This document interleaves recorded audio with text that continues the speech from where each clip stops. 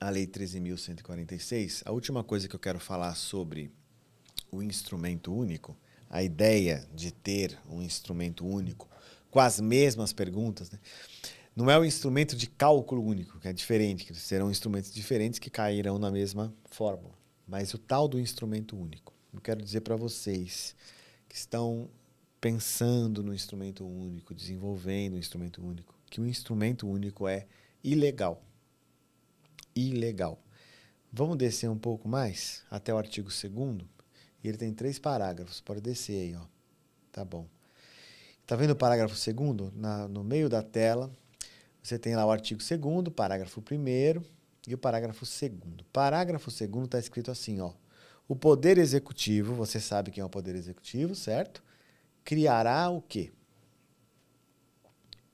O Poder Executivo criará o quê? Instrumentos. Por que eu estou evidenciando isso? Porque quando nós estamos em um evento e alguém fala sobre instrumento único, a pessoa diz, a lei estabelece que vai ter um instrumento, mas esse instrumento ainda não chegou. Esse instrumento único. Só que a lei não fala em instrumento único.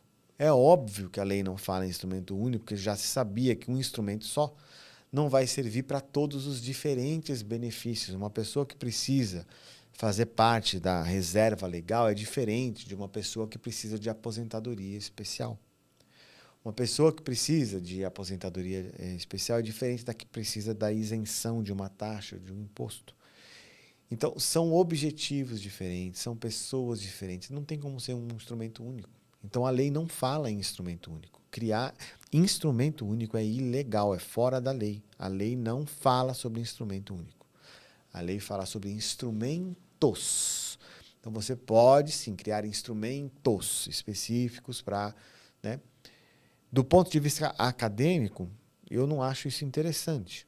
Mas isso é legal. Instrumentos é a lei brasileira. A Colômbia não usa instrumentos, a Argentina não usa instrumentos. Ou se os profissionais usam instrumentos, eles estão livres para usarem os instrumentos que eles quiserem. Não se regula sobre isso. Isso é uma prerrogativa dos profissionais. Eles têm autonomia sobre isso.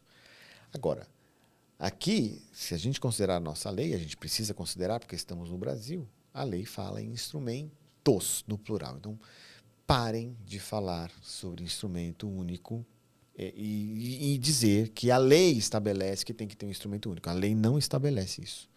A lei estabelece que o Poder Executivo criará instrumentos. Lembrando que o Poder Executivo ele vai criar instrumentos para que o governo use, certo?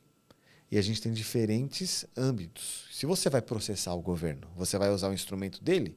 Você vai medir com a régua do governo? Se você é um trabalhador que, por um acaso, vai processar a Previdência.